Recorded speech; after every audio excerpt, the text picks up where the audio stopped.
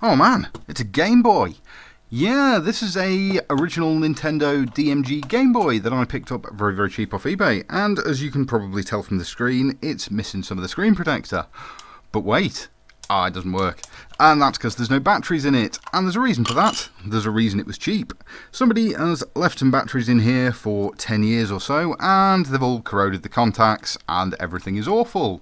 So there is only one thing for this. These are pretty much impossible to clean or change in situ, so we're going to have to take it apart because we don't know what the board's going to be like inside. And it's been so long since we've done one of these fixing stuff videos. So I'm pretty excited to bring this old Game Boy back to life. Incidentally, these contacts, instead of taking them out and cleaning them up, I'm just not going to take any chances with them. So I'm just going to change them out for some new contacts I got. These are from eBay. I believe they were from Retro 6 in Stoke-on-Trent, and they were about £3, which is fine. The only tools we're going to need for this, we're going to need some isopropyl, we're going to need some cotton buds, we're going to need this toothpick. I'm going to use some alcohol glass cleaning wipes and one of these tri-wing screwdrivers for Nintendos. I might splice in some better shots of these, but it's pretty standard stuff, and all the little bits we're going to use are very cheap. And I've got a new glass screen protector to go from this, from Retro 6 as well. So I think what I'm going to do is take some cuts and open this up, and we might cut to a different camera angle.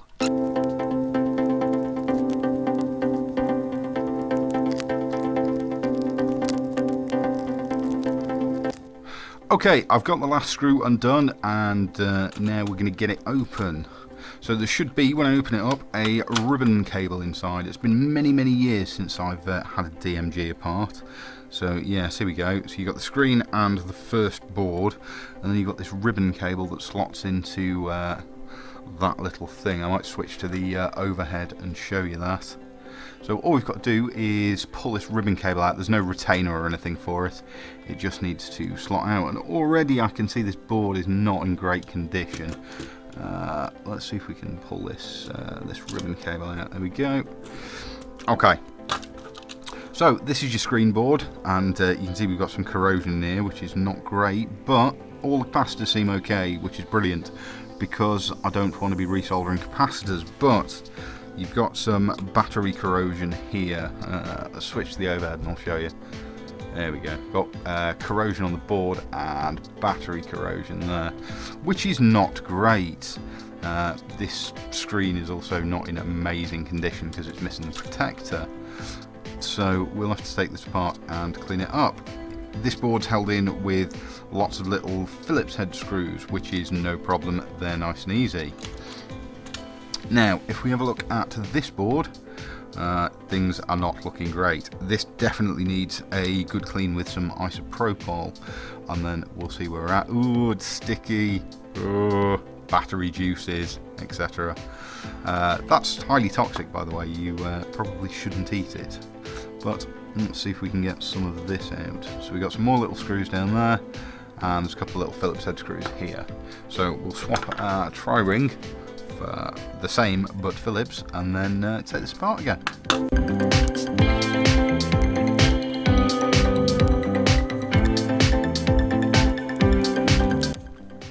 Okay, now that is all out, we can get a better look at this board, and we can get these contacts out. So there's the power switch. Yeah, this board seems to be okay. It doesn't seem to have eaten any of the traces, which is great. Capacitors and everything seem okay on it. It's just a bit sticky and corroded, so if we clean this up, hopefully this will live. I don't really want to desolder this heat spreader either, but we shall see. Right, first up, I'm going to use one of these alcohol cleaning wipes, and we're just going to give it a good clean and see what happens, and then we're going to get the isopropyl on it afterwards. So these are great for getting all this sticky crap off.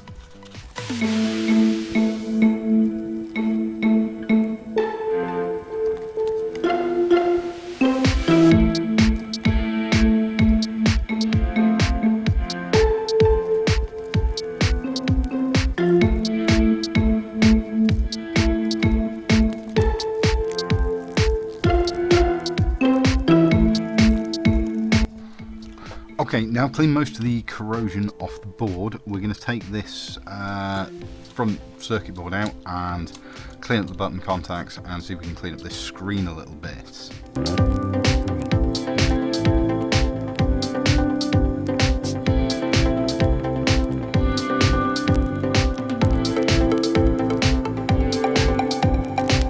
Okay, and there is a part. So you've got your rubber contacts for your buttons and whatnot there, and the screen and things here. So this is going to take a little bit of cleaning up before we can put it back in the case, and the case is pretty grotty too. So we'll clean that up as well. These, yeah, here we go. These contacts look pretty good, but we'll clean them too.